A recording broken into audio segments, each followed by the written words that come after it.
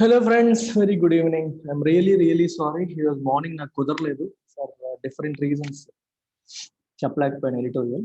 అందుకనే morning classes కూడా cancel చేయాల్సి వచ్చింది. సో ఈవినింగ్ చేసేద్దాం. టైటిల్ ఏం చెప్తుంది? Small doses. స్మాల్ డోసెస్ అనే పదం ఎందుకు వాడేదో చూడండి.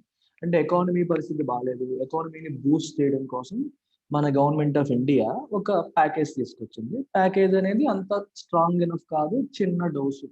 వ్యాక్సిన్స్ లో మనం డోస్ అనే పదం వాడుతున్నాం కదా, అందుకని ఆ సెన్స్ లో వాడేశారు అనమాట. గవర్నమెంట్ తీసుకొచ్చింది సరిపోదు, ఇంకా కావాలి అనేది ఇక్కడ ఉద్దేశం. The first relief package for the second కోవిడ్-19 wave fall short of expectations ని అందుకోలేకపోయింది. It has fallen short of expectations ని అందుకోలేకపోయింది అని అర్థం.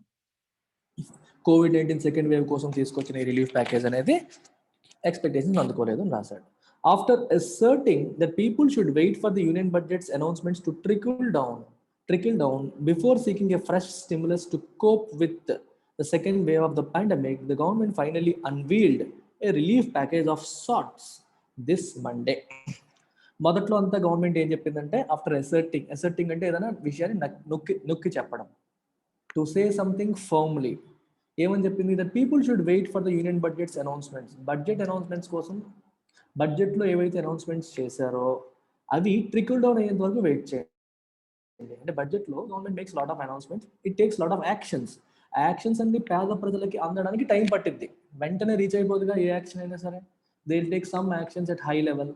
దాని యొక్క బెనిఫిట్స్ కింద లెవెల్కి రావడానికి టైం పడుతుంది. అదే ట్రికల్ డౌన్ అవడం, పై నుంచి కింద వరకు రావడం టైం పడుతుంది.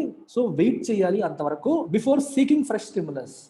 కొత్త స్టిమ్యులస్ అంటే ఉద్దీపన అంటాం తెలుగులో. ఉద్దీపన అంటే ఏదైతే చలనం లేకుండా ఇబ్బంది పడుతూ ఉందో దాన్ని కదిలించడానికి ప్రభుత్వం చేసే ప్రయత్నం. మన ఎకానమీ ఏదైతే ఉందో, చలనం లేకుండా ఉన్న ఎకానమీని తట్టి లేపడం. ఎలా లేపుతారు? ప్రజెంట్ జనాల చేతుల్లో డబ్బులు లేవు, ప్రజలందరూ సఫర్ అవుతున్నారు, చాలా మందికి ఉద్యోగాలు లేవు. ఇలాంటి సఫర్ అవుతున్న ఈ క్షణంలో పీపుల్ ఏం చేస్తారు? They don't spend. If they don't spend, transactions జరగవు, సేల్స్ జరగనప్పుడు మరి ప్రొడక్షన్ ఆగిపోతుందిగా. ఎవరైనా ఏదైనా కొంటేనే కదా నువ్వు ప్రొడ్యూస్ చేస్తావు. ఇలా చలనం లేకుండా ఎకానమీ మారిపోయే పరిస్థితి వస్తుంది. మరి ఇలాంటి ఎకానమీని కదిలించాలంటే ఏం చేయాలి? గవర్నమెంట్ ఏదో ఒక యాక్షన్ తీసుకోవాలి. అలా తీసుకునే యాక్షన్స్ని మనం స్టిమ్యులస్ అంటాం. స్టిమ్యులేట్ చేయడం, చలనం కలిగించేలా చేయడం, ఉత్తేజితం చేయడం. అందుకని దాన్ని స్టిమ్యులస్ ప్యాకేజ్ అని చెప్పి అన్నారు. సో కొత్త స్టిమ్యులస్ ప్యాకేజ్ అడిగే ముందు బడ్జెట్ యొక్క బెనిఫిట్స్ రీచ్ అయ్యేంత వరకు వెయిట్ చేయండి అని చెప్పి గవర్నమెంట్ చెప్తూ వచ్చింది ఇప్పటి వరకు. ఈ స్టిమ్యులస్ దేనికోసం? To cope with second wave of కోవిడ్-19 పాండమిక్. కోవిడ్-19 పాండమిక్ ని కోప్ విత్ అంటే deal with. If you're coping with something, that means you're dealing with difficult situation. ఇలా చెప్తూ వచ్చిన గవర్నమెంట్ ఫైనల్ గా unveiled relief package of sorts this Monday. ఈ Monday రోజున రిలీఫ్ ప్యాకేజ్ లాంటిది of sorts, something like relief package ని unveil చేసింది, అంటే అనౌన్స్ చేసింది. మనకి తెలియదు, ఒకసారి అనౌన్స్మెంట్ చేస్తే అన్వీల్ అంటాం. బేసికల్ గా అన్వీల్ అంటే వీల్ అంటే ముసుగు. వీల్ అంటే ఏంటి? ముసుగు. అన్వీల్ అంటే ముసుగుని తీయడం, రివీల్ చేయడం, అనౌన్స్ చేయడం. అలాగా relief package of sorts this Monday. The financial implications of the measures, such as the promise of easy small ticket loans for 25 lakh micro entrepreneurs and 11,000 tourist agents and free tourist visas, have been projected at about 6.29 lakh crore by finance ministry. అయితే financial implications of the measures అంటే government తీసుకున్న measures అంటే ఈ చర్యల యొక్క implications, దీనివల్ల ప్రభుత్వానికి ఎంత ఖర్చు అవుతుంది, దీని యొక్క కాన్సిక్వెన్సెస్ ఏంటి, ఇన్ని మెజర్స్ అనౌన్స్ చేసేసాం కదా, ఎంత ఖర్చు అవుతుంది అంటే చూస్తే మనకి ఎంత అయింది. ఏమేం చేశారు? First, such as the promise of early small ticket loans for 25 lakh micro entrepreneurs. 25 లక్షల మైక్రో ఆంటర్ప్రెన్యూర్స్, చిన్న సంస్థలు నడిపే వాళ్ళకి స్మాల్ టికెట్ లోన్స్ ఇస్తామని మాట ఇచ్చింది. చిన్న లోన్స్ మేము ఇస్తాము అని. అలాగే 11,000 టూరిస్ట్ గైడ్లకు కూడా లోన్లు ఇస్తామని చెప్పడం. అలాగే టూరిస్ట్ వీసాస్, ఇండియాలో టూరిస్ట్ వీసాలు ఫ్రీ చేస్తామని చెప్పడం. టూరిస్ట్ వీసాలు ఫ్రీ చేస్తే ఏమవుతుంది? విదేశాల నుంచి ఎవరైనా మన దేశానికి వస్తే వీసా ఖర్చు ఉండదు. సో టూరిజంని ఎంకరేజ్ చేయడం కోసం చేస్తున్న పని. ఇవన్నిటికి ఎంత ఖర్చు అవుతుంది? Have been projected at about 6.29 lakh crore. 6.29 లక్షల కోట్లు ఖర్చు అయ్యేలాగా ఉంది అని చెప్పి ఎస్టిమేట్ చేశారు. Nearly 2.68 lakh crore of this is in the form of credit guarantees. Credit guarantee అనేది మీరు అర్థం చేసుకోవాలి, చాలా ఇంపార్టెంట్ కాన్సెప్ట్ ఇది. ఇప్పుడు మీకు ఎకానమీలో లోన్స్ ఎవరు ఇస్తారు చెప్పండి? గవర్నమెంట్ లోన్స్ ఇస్తుంది, డైరెక్ట్గా గవర్నమెంట్ లోన్స్ ఇవ్వదు. లోన్స్ ఇచ్చేది ఎవరు? బ్యాంక్స్. ఆర్బీఐ లోన్స్ ఇస్తుంది, ఆర్బీఐ కూడా ఇవ్వదు. ఆర్బీఐ బ్యాంకులకు లోన్ ఇస్తుంది కానీ కస్టమర్లకి డైరెక్ట్గా కంపెనీస్కి పీపుల్కి ఇవ్వదు. సో లోన్స్ ఇచ్చేది ఎవరు? బ్యాంకులు. లెట్ అస్ సే ఇక్కడ ఒక సెగ్మెంట్ ఉంది, ఎంఎస్ఎంఈ సెగ్మెంట్ ఉంది అనుకోండి. మైక్రో స్మాల్ మీడియం ఎంటర్ప్రైజెస్ ఉన్నాయి, అలాగే మైక్రో ఫైనాన్షియల్ ఇన్స్టిట్యూషన్స్ ఎంఎఫ్ఐస్ ఉన్నాయి, ఎన్బిఎఫ్సిస్ ఉన్నాయి, నాన్ బ్యాంకింగ్ ఫైనాన్షియల్ కార్పొరేషన్స్ ఉన్నాయి. వీళ్ళందరూ సఫర్ అవుతున్నారు. ఇప్పుడు if you tell the bank guy to give loans to MSME and MFI and NBFC, will you give? ఇస్తాడా? మనం ఇవ్వమని చెప్పేసినంత మాత్రం ఇస్తారా? ఇవ్వరు. ఎప్పుడు ఇస్తారు? నేను ఇచ్చిన రూపాయి నాకు తిరిగి వచ్చే అవకాశం ఉంది అంటే ఇస్తారు. ఇచ్చిన మనీ తిరిగి వచ్చంటే మనకి ఎవరైతే స్ట్రగుల్ అవుతున్నారో, సఫర్ అవుతున్నారో, లాసుల్లో ఉన్నారో అలాంటి వారికి ఎవ్వరూ లోన్లు ఇవ్వడానికి ఇష్టపడరు. ఇప్పుడు ఈ మూడు కూడా స్ట్రగుల్ అవుతున్న సెక్టర్స్. వాళ్ళకి బ్యాంక్ వాళ్ళు లోన్లు ఇవ్వమన్నా ఇవ్వరు. కానీ వీళ్ళకి ఇప్పుడు లోన్లు అవసరం, ఎందుకంటే ఆల్రెడీ స్ట్రగుల్ అవుతున్నారు. ఎవరో ఒకరు సపోర్ట్ చేయకపోతే వాళ్ళు ఎలా సర్వైవ్ అవుతారు? లేకపోతే ఏమవుతుంది? కంపెనీలు మూసేసుకోవాల్సిన పరిస్థితి వస్తుంది. మరి అందుకని గవర్నమెంట్ ఏం చేస్తుందంటే క్రెడిట్ గ్యారెంటీ ఇస్తుంది. క్రెడిట్ గ్యారెంటీ అంటే అర్థం ఏంటంటే బ్యాంక్ వాడికి చెప్తుంది, నువ్వు ఆ ఎంఎస్ఎంఈకి కానీ వాళ్ళకి కానీ నువ్వు లోన్ ఇచ్చేయి, నేను పూచి ఉంటా. గవర్నమెంట్ క్రెడిట్ గ్యారెంటీ ఇస్తుంది. అంటే ఒకవేళ వీడి కట్టకపోతే, ఎంఎస్ఎంఈ కట్టకపోతే గవర్నమెంట్ కడుతుంది. ఈ గ్యారెంటీ ఇచ్చేసరికి బ్యాంక్ వాడికి ఏంటి? అష్యూరెన్స్. సరే వాడు కట్టకపోయినా గవర్నమెంట్ గ్యారెంటీ ఉంది కాబట్టి నేను లోన్ ఇస్తాను. వాళ్ళు తాకట్టు పెట్టడానికి ఏం పెట్టకపోయినా గవర్నమెంట్ గ్యారెంటీ ఉంది కాబట్టి లోన్ ఇస్తానని చెప్పి ఇచ్చే అవకాశం అనేది ఉంటుంది అనమాట. ఇది కాన్సెప్ట్ ఆఫ్ క్రెడిట్ గ్యారెంటీస్. గవర్నమెంట్కి చేతిలోంచి ఇప్పుడు రూపాయి కూడా ఖర్చు అవ్వదు. Government is giving guarantees. ఇప్పుడు 2.68 లక్షల కోట్లు గవర్నమెంట్ జేబులోంచి ఖర్చు అయిందా? అవ్వలేదు. గ్యారెంటీ ఇచ్చింది అంతే. ఎవరికైతే బ్యాంక్ వాళ్ళు లోన్లు ఇస్తారో, లోన్ తీసుకున్న వాడు తిరిగి కట్టలేదు అనుకోండి, అప్పుడు గవర్నమెంట్ బ్యాంక్కి పే చేయాల్సి వస్తుంది. సో ఇమీడియట్గా గవర్నమెంట్ చేతిలోంచి రూపాయి అన్నా వెళ్ళిందంటే వెళ్ళలేదు. అది క్రెడిట్ గ్యారెంటీ రూపంలో ఇచ్చింది. ఈ 2.68 lakh crore కూడా ఇందులో కలిపేశారు. ఈ 6.29 lakh crore కలిపింది. ఇంకా a further 1.5 lakh crore of guarantees has been promised to add to the 3 lakh crore emergency credit scheme. ఇది కూడా ఇంతకు ముందు ఇచ్చింది. 3 lakh crores emergency credit scheme అని అనౌన్స్ చేశారు. ఇప్పటిలాగే క్రెడిట్ గ్యారెంటీ స్కీమే, దానికి ఇంకో 1.5 lakh crores యాడ్ చేశారు. కాకపోతే డెడ్ లైన్ మాత్రం September 30th లోపు. September 30th లోపు ఎవరైనా లోన్లు తీసుకుంటే ఇది వర్తిస్తుంది. మొత్తం ఇంతకు ముందు 3 lakh crore, ఇప్పుడు 1.5 lakh crore, total 4.5 lakh crore. కాకపోతే ఇప్పుడు కంట్రిబ్యూట్ చేసేది 1.5. ఇది కూడా క్రెడిట్ గ్యారెంటీ కింద ఇచ్చారు. అయితే దీనికి టైం ఏమి ఇచ్చారంటే September 30th లోపు. Similar backing has been announced for loans worth 60,000 crore to COVID affected sectors. Covid వల్ల ప్రభావితమైన సెక్టర్స్కి 60,000 కోట్ల లోన్లు మళ్ళీ క్రెడిట్ గ్యారెంటీ ఇస్తానని చెప్పి గవర్నమెంట్ చెప్పింది. మీకు ఒకసారి చెప్పడం అనేది జరిగింది. ఇది చూసేయండి ఒకసారి, క్లారిటీ వచ్చేస్తుంది. నేను అన్ని తీశాను అందుకనే. ఏ లోన్లు ఎవరెవరికి చూడండి. First loan guarantee scheme for Covid affected sectors, మొత్తం 1,10,000 కోట్లు. హెల్త్ సెక్టార్కి 60,000 కోట్లు ఇక్కడ రాశారు. అది కాకుండా టూరిజంకి వాళ్ళకి వీళ్ళకి కలిపి మొత్తం 1,10,000 కోట్లు.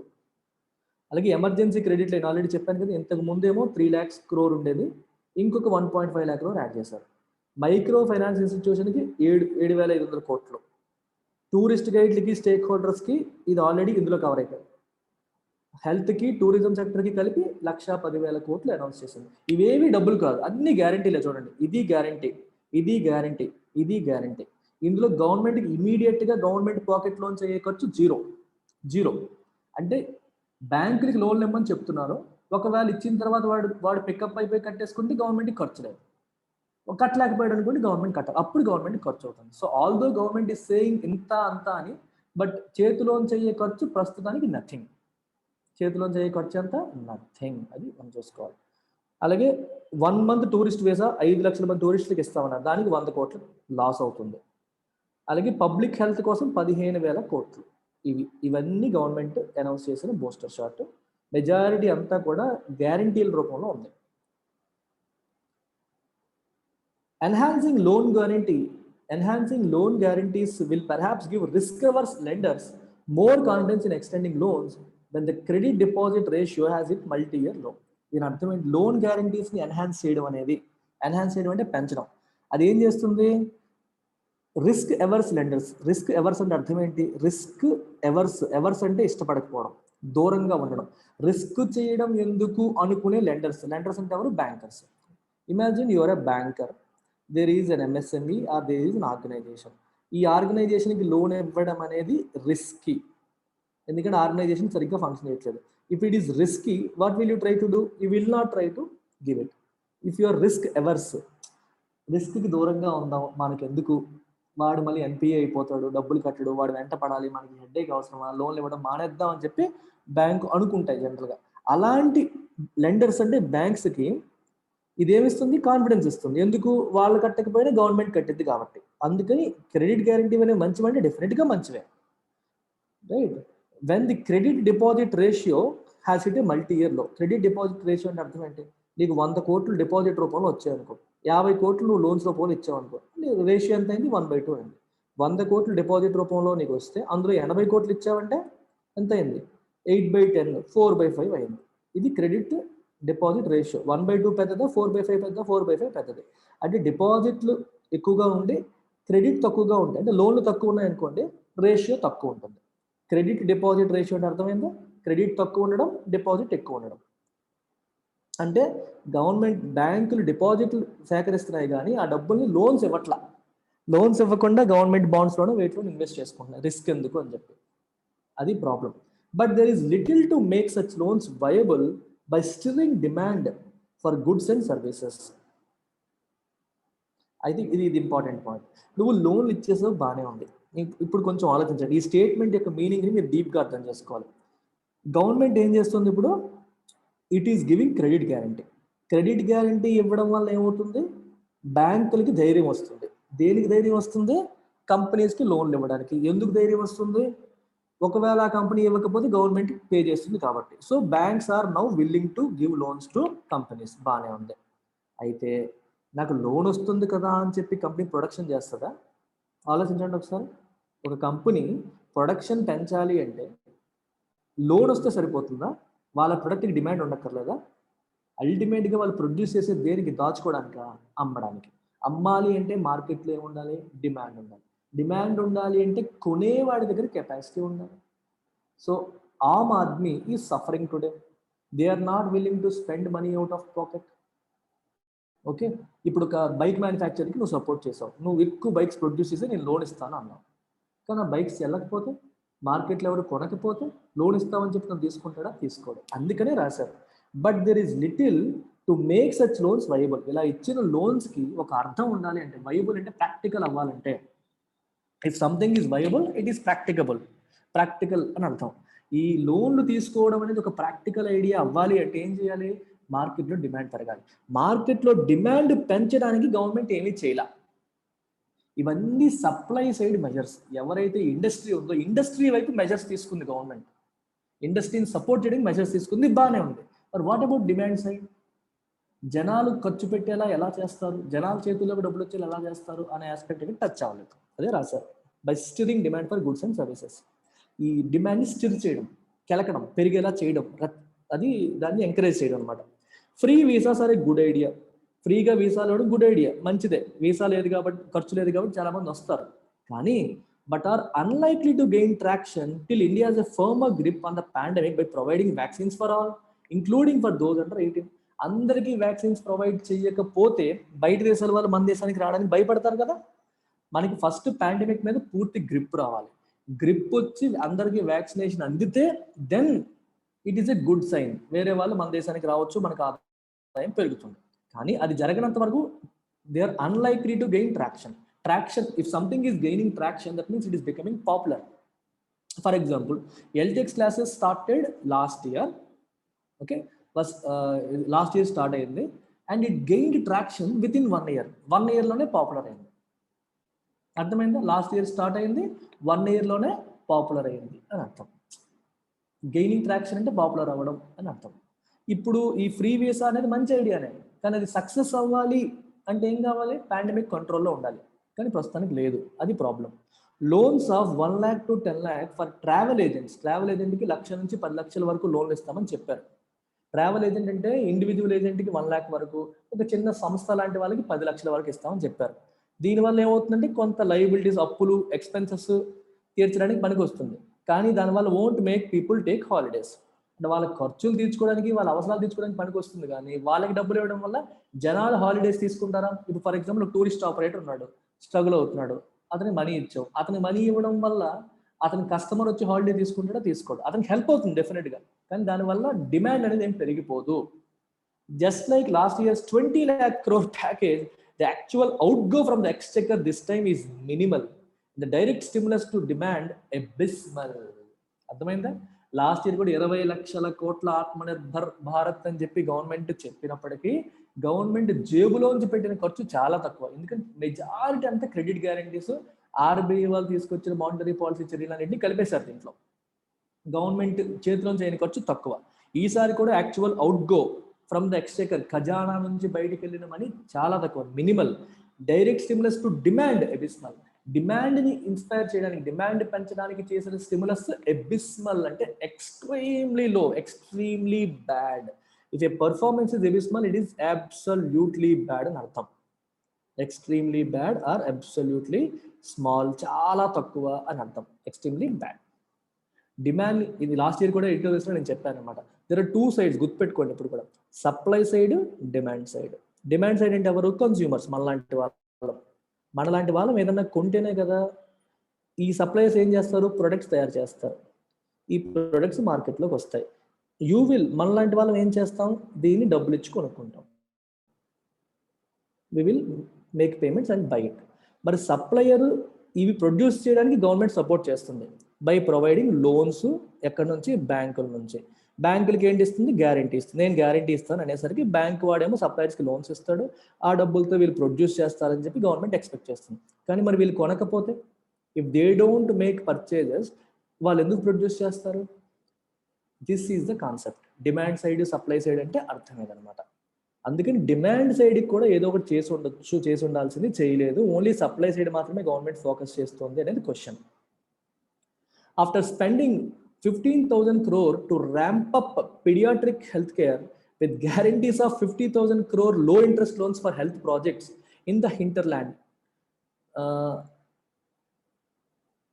are critical to cope with future pandemic waves. After spending additional spending of 15,000 crores, 15,000 కోట్లు గవర్నమెంట్ స్పెండ్ చేయడానికి ముందుకు వచ్చింది. దేనికి? To ramp up paediatric health care. Paediatric health కేర్ని ర్యాంప్ అప్ చేయండి, చిన్నపిల్లల ఆసుపత్రులకు సంబంధించిన ఫెసిలిటీస్ని ర్యాంప్ అప్ చేయడానికి. ఏ రకంగా? విత్ గ్యారంటీస్ ఫర్ 50,000 crore లో ఇంట్రెస్ట్ లోన్స్. హెల్త్కి సంబంధించిన ప్రాజెక్ట్స్ తీసుకొని, ఫర్ ఎగ్జాంపుల్ హాస్పిటల్ ఉంది, వాళ్ళు హాస్పిటల్ ఎక్స్పాన్షన్ చేద్దాం అనుకుంటున్నారు, లేదా ఇన్ఫ్రాస్ట్రక్చర్ బిల్డ్ చేద్దాం అనుకుంటున్నారు, దే కెన్ టేక్ లోన్స్. లో ఇంట్రెస్ట్ లోన్స్ ప్రొవైడ్ చేయమని చెప్తుంది గవర్నమెంట్. దానికి కూడా గవర్నమెంట్ గ్యారంటీ ఇస్తుంది. ఎక్కడ? హింటర్లాండ్ అంటే సిటీస్కి దూరంగా ఉన్న రూరల్ ఏరియాస్ని హింటర్లాండ్ అంటారు. Areas which are far away from cities.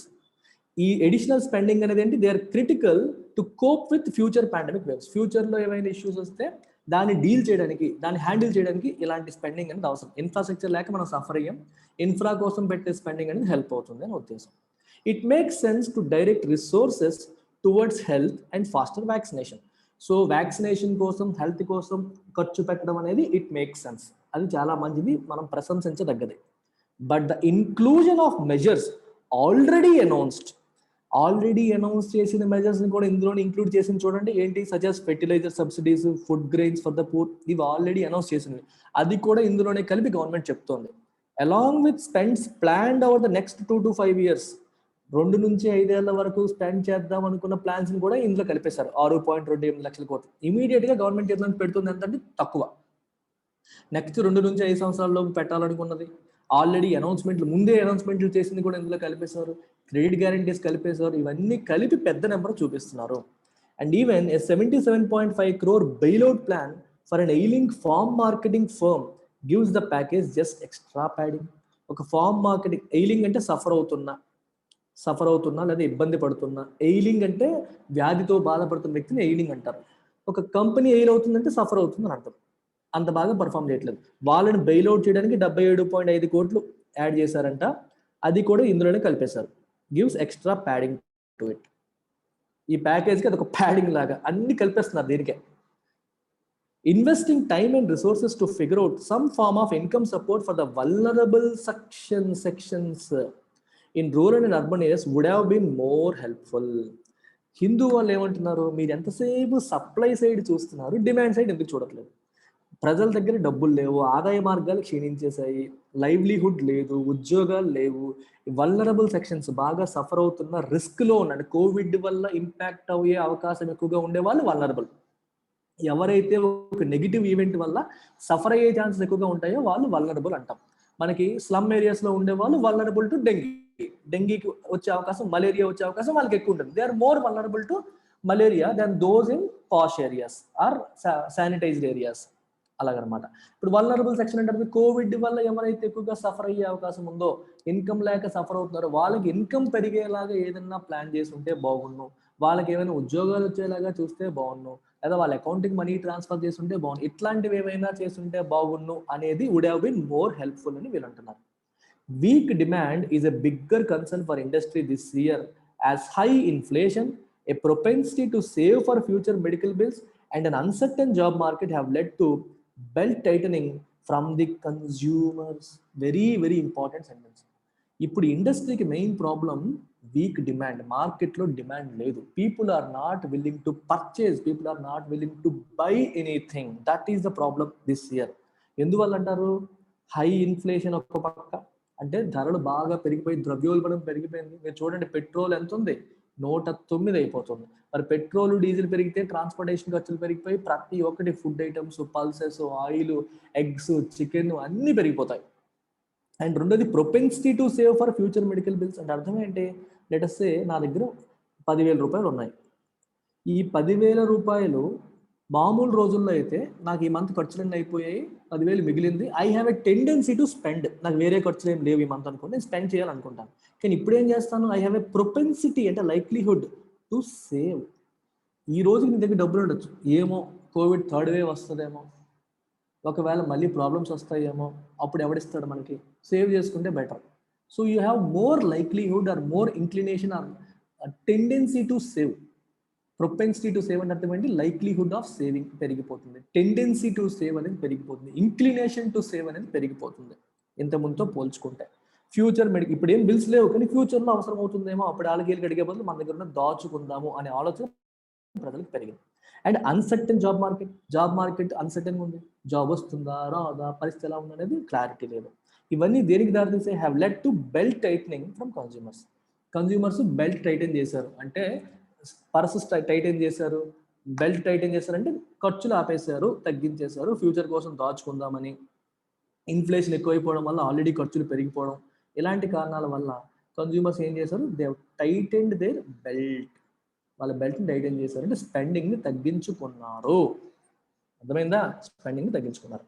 If the government is hesitant about creating new doles for the fear of them becoming permanent features, it could have at least offered some immediate relief for all by addressing the elephant in the room. ఏంటది? High fuel prices. Okay, చాలా important అండి. Government ఇప్పుడు కన్జ్యూమర్స్కి డబ్బులు ఇవ్వడం కానీ, వాళ్ళ అకౌంట్లో వేయడం కానీ, వాళ్ళకి ఏమైనా హెల్ప్ చేయడానికి ట్రై చేయడం కానీ చేస్తే భయపడుతుంది. ఎందుకంటే వీళ్ళకి ఒకసారి అలవాటు చేస్తే మళ్ళీ ఇదే ఎక్స్పెక్ట్ చేస్తారని. అందుకే రాశాడు, if the government is hesitant about creating new dolls అంటే ఇలాంటి ఎక్స్ట్రా బెనిఫిట్స్ అనమాట. ఇలాంటివన్నీ ఇవ్వడానికి గవర్నమెంట్ హెసిటేట్ చేసినట్లయితే, ఎందుకని? ఫర్ అంటే బికాజ్ అనమాట ఇక్కడ. ఎందుకని? For the fear of them becoming permanent features. ఇంకా అదే ఎక్స్పెక్ట్ చేస్తారు ప్రతిసారి కూడా, వాళ్ళకి ఎక్స్పెక్టేషన్స్ పెరిగిపోతాయి అనే భయంతో గవర్నమెంట్ వాటిని క్రియేట్ చేయడానికి ఇష్టపడకపోతే, హెజిటేషన్ ఉంటే, it could have at least offered some immediate relief for all by addressing the elephant in the room. ఏంటి elephant in the room? High fuel prices. అందరూ ప్రతి ఒక్కరు ఇప్పుడు మాట్లాడుకుంటుంది ఏంటి? High fuel prices. ఈ ప్రాబ్లమ్ని అట్లీస్ట్ అడ్రస్ చేసే ప్రయత్నం చేయొచ్చు కదా. ఇక్కడ ఎలిఫెంట్ ఇన్ ద రూమ్ అంటే అర్థం ఏంటి? The most important issue, most enormous issue అని అర్థం. అందరూ మాట్లాడుకుంటున్న పెద్ద ఇష్యూ, దాన్ని అడ్రస్ చేసి ఉండొచ్చు కదా అనేది పాయింట్. అలా కూడా చేయలేదు. ఎందుకంటే ఏ రోజైతే మనం ఫ్యూయల్ రేట్స్, పెట్రోల్ మరియు డీజిల్ రేట్లను తగ్గించే ప్రయత్నం గవర్నమెంట్ చేస్తుందో, ఆటోమేటిక్గా ఇన్ఫ్లేషన్ కూడా తగ్గుతుంది. ఎందుకంటే డీజిల్ వల్లే ట్రాన్స్పోర్ట్ కాస్ట్లు పెరిగిపోతాయి కదా. సో చాలా వరకు ఇన్ఫ్లేషన్ అనేది తగ్గించే అవకాశం అనేది ఉంటుంది. అందుకే ఇక్కడ రాశారు, దిస్ వుడ్ డాంపెన్ ఇన్ఫ్లేషన్ ని డాంపెన్ చేస్తుంది, తగ్గిస్తుంది, ఇన్ఫ్లేషన్ యొక్క స్పిరిట్ ని తగ్గిస్తుంది, అండ్ ఇన్ఫ్లేషన్ బలం తగ్గుతుంది. And empower RBI to lend greater support to growth. Inflation కంట్రోల్లోకి వచ్చింది అనుకోండి, ఆర్బీఐ హీరో అయిపోతుంది. ఆర్బీఐకి ఉన్న ప్రాబ్లం ఏంటి? ఆర్బీఐ యొక్క మ్యాండేట్ ఏంటి చెప్పండి? మానిటరీ పాలసీ మ్యాండేట్ ఏంటి? Price stability, economic growth. Price stability అంటే ఇన్ఫ్లేషన్ అనేది కంట్రోల్లో ఉండాలి, it should be under control. అప్పుడు ఎకనామిక్ గ్రోత్ కోసం లో ఇంట్రెస్ట్ రేట్స్ ని మెయింటైన్ చేస్తూ ఆర్బీఐ సపోర్ట్ చేస్తుంది. లో ఇంట్రెస్ట్ రేట్స్ మెయింటైన్ చేయడం వల్ల ఏంటి ఉపయోగం ఎకనామిక్ గ్రోత్ కి? Banks can give loans at లో ఇంట్రెస్ట్ రేట్ టు ఇండస్ట్రీకి తక్కువ వడ్డీకి లోన్లు వస్తాయి. సో వాళ్ళకి కాస్ట్ ఆఫ్ ఫండింగ్ తగ్గిపోతుంది, they become more profitable, industry grow అవుతుంది. మరి లో ఇంట్రెస్ట్ రేట్స్ మెయింటైన్ చేయడం వల్ల నష్టం ఏంటి? తక్కువ వడ్డీ ఉండడం వల్ల జనాలు లోన్లు తీసుకొని ఖర్చులు పెట్టేశారు అనుకోండి, ఇన్ఫ్లేషన్ పెరిగిపోతుంది. అందుకని ఎప్పుడు కూడా ఆర్బీఐ చేస్తుంది, ఇన్ఫ్లేషన్ అదుపులో ఉంటే ఇంట్రెస్ట్ రేట్స్ తగ్గిస్తుంది, గ్రోత్కి సపోర్ట్ చేస్తుంది. ఇన్ఫ్లేషన్ అదుపులో లేదనుకోండి, ఏ స్టెప్ తీసుకోవాలన్నా 100 సార్లు ఆలోచిస్తుంది. ఇన్ఫ్లేషన్ వల్ల ఏంటి సార్ నష్టం? పేదోడు నష్టపోతాడు. ఇన్ఫ్లేషన్ వల్ల ఖర్చులు బాగా పెరిగిపోతే ఆలోచించండి, రోజువారీ ఖర్చులు ఎలా గడుస్తాయి? డబ్బున్నోడికి ప్రాబ్లం ఉండదు. మనకి తిండికి వాటికి నెలకు 10,000 అయింది అనుకోండి, 10 కాస్త 20,000గా మారిపోయింది అనుకోండి, లక్షల్లో సంపాదించే వాడికి 10,000 అయితే 20,000 ఏంటి? చిన్న అమౌంట్, పెద్ద డిఫరెన్స్ రాదు. కానీ 10,000 మీదే బతికినోడికి అప్పు చేయాల్సి వస్తుంది. అందుకని పేదవాడి మీద ఇన్ఫ్లేషన్ యొక్క ఇంపాక్ట్ చాలా డిస్ప్రపోర్షనేట్ గా ఉంటుంది డబ్బును వాటితో పోల్చుకుంటే. అందుకని ఇన్ఫ్లేషన్ ఎప్పుడు అదుపులో ఉంచాలి. మరి ఇన్ఫ్లేషన్ ఇప్పుడు అదుపులో లేదు, ఎక్కువ ఉంది. ఇన్ఫ్లేషన్ ఎక్కువ ఉండడం వల్ల ఆర్బీఐ ఏ స్టెప్ తీసుకోలేకపోతుంది, అది అదుపులోకి వస్తే కానీ స్టెప్ తీసుకోలేదు. అందుకనే మీరు పెట్రోల్ డీజిల్ మీద ఫోకస్ చేస్తే ధరలు తగ్గుతాయి, ధరలు తగ్గితే ఇన్ఫ్లేషన్ అదుపులోకి వస్తుంది, ఇన్ఫ్లేషన్ అదుపులోకి వస్తే ఆర్బీఐకి బలం వస్తుంది.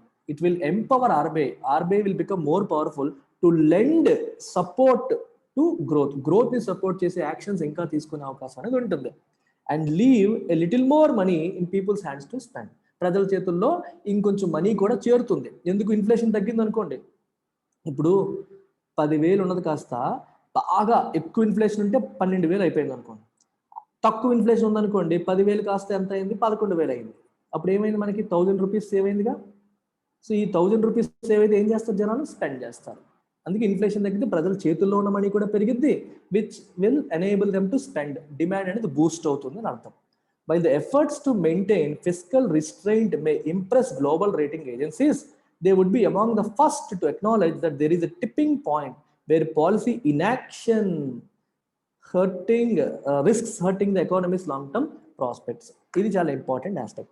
గ్లోబల్ రేటింగ్ ఏజెన్సీస్ ఉంటాయి మనకి, S&P అని, ఫిచ్ అని, ఇలాంటి రేటింగ్ ఏజెన్సీస్ ఉంటాయి. వాళ్ళు ఏం చేస్తారంటే గవర్నమెంట్ ఊరికే విచ్చలవిడిగా ఖర్చు పెట్టేస్తుందా, జాగ్రత్తగా స్పెండ్ చేస్తుందని అబ్జర్వ్ చేస్తారు. ఎవరైతే విచ్చలవిడిగా ఖర్చు పెట్టేస్తున్నారో, రిస్ట్రెయింట్ అంటే అదుపు అడ్డు లేకుండా స్పెండ్ చేస్తున్నారు, ఆదాయానికి మించి అప్పులు చేస్తున్నారు, స్పెండ్ చేస్తున్నారు అన్నప్పుడు వాళ్ళు రేటింగ్ తగ్గించేస్తారు. ఇండియాకి రేటింగ్ తగ్గితే నష్టం ఏంటి సార్ అని మీరు అడగొచ్చు. క్రెడిట్ రేటింగ్ అనేది తగ్గిపోయింది అనుకోండి కంట్రీకి, దాని అర్థం ఏంటంటే ఇంటర్నేషనల్ గా ఉన్న ఇన్వెస్టర్స్ అందరూ రేటింగ్ చూస్తారు. ఇండియా క్రెడిట్ రేటింగ్ లేకపోతే ఇండియాలో ఇన్వెస్ట్ చేయడానికి ముందుకు రారు. ఎఫ్డిఐస్ తగ్గిపోతాయి, ఫారిన్ డైరెక్ట్ ఇన్వెస్ట్మెంట్ తగ్గిపోతుంది, ఫారిన్ పోర్ట్ఫోలియో ఇన్వెస్ట్మెంట్ తగ్గిపోయే అవకాశాలనే ఉంటాయి. అంటే వేరే కంట్రీల నుంచి ఇన్వెస్టర్స్ మన దేశంలో పెట్టుబడులు పెట్టడానికి ముందుకు రాకపోయే అవకాశం ఉంటుంది. మీకు సింపుల్ ఎగ్జాంపుల్ చెప్పాలంటే, ఒక బ్యాంక్ ఉందండి, బ్యాంక్కి 2-3 కంపెనీలు లోన్ కోసం అప్లికేషన్ పెట్టాయి. బ్యాంక్ దగ్గర ఫండ్స్ ఉన్నాయి, బ్యాంకు ఎవరికైనా లోన్ ఇవ్వచ్చు. అందులో ఎవరికి ఇస్తారు లోన్ చెప్పండి? బ్యాంక్ కూడా ఎవరికి ఇస్తాడు? ఎవరి ఫైనాన్షియల్స్ బాగున్నాయి, ఎవరు పర్ఫార్మెన్స్ బాగుంది వాళ్ళకి ఇస్తారు. అది ఎవరు చెప్తారు? ఒకటి వాళ్ళ ఫైనాన్షియల్ స్టేట్మెంట్స్ చూస్తే తెలుస్తుంది, రెండవది క్రెడిట్ రేటింగ్ ఏజెన్సీస్ ఉంటాయి ఇండియాలో కూడా, ఇక్రా అని, క్రిసిల్ అని, వాళ్ళు రేటింగ్ ఇస్తారు. వీళ్ళ రేటింగ్ బాగుంది, ఈ కంపెనీ పర్ఫార్మెన్స్ బాగుంది, వీళ్ళకి మంచి రేటింగ్ ఉంది, అంటే వీళ్ళు జాగ్రత్తగా ఉన్నారు, వీళ్ళకి లోన్ ఇచ్చినా మీకు డబ్బులు వచ్చే అవకాశం ఉంది అని చెప్పింది. అప్పుడు బెటర్ రేటింగ్ ఉన్న కంపెనీస్కి ఇవ్వడానికి బ్యాంక్ కూడా ఇష్టపడతాడు. బ్యాంక్ వాడు తన ఫండ్స్ ని పెడుతున్నట్టేగా అక్కడ. అలాగే ప్రపంచవ్యాప్తంగా ఉన్న ఇన్వెస్టర్స్ కూడా ఏ దేశంలో మనం పెట్టుబడులు పెట్టాలి, మన దగ్గర డబ్బులు ఉన్నాయి, ఎక్కడ పెడితే వస్తుందని చూస్తారు. క్రెడిట్ రేటింగ్ బాగా లేని కంట్రీస్ లో పెట్టడానికి ఇష్టపడరు, బాగుండే కంట్రీస్ లో పెట్టడానికి ఇష్టపడతారు. అందుకనే గవర్నమెంట్ క్రెడిట్ రేటింగ్ ఆల్రెడీ చాలా వరస్ట్ గా ఉంది. ఇంకా ఏమైనా మనం తప్పుడు నిర్ణయాలు తీసుకుంటే వాళ్ళు రేటింగ్ తగ్గించేస్తారేమోనన్న భయంతో గవర్నమెంట్ ఇలా చేస్తూ ఉండవచ్చు అని రాశారు. Effort to maintain fiscal restraint May impress, వాళ్ళకి ఇంప్రెస్ చేయొచ్చు, కానీ వాళ్ళే ఫస్ట్ ఉంటారు ఎప్పుడు to acknowledge that there is a tipping point. Limitation ఉంటుంది, ఎంతవరకు మనం కంట్రోల్డ్గా ఉండాలి, రెండోది ఎంతవరకు యాక్షన్ తీసుకోవాలి. గవర్నమెంట్ పాలసీ ఇన్యాక్షన్ అనే పదం చూడండి, డిమాండ్ అనేది లేదు ఇప్పుడు, డిమాండ్ అనేది అస్సలు లేదు.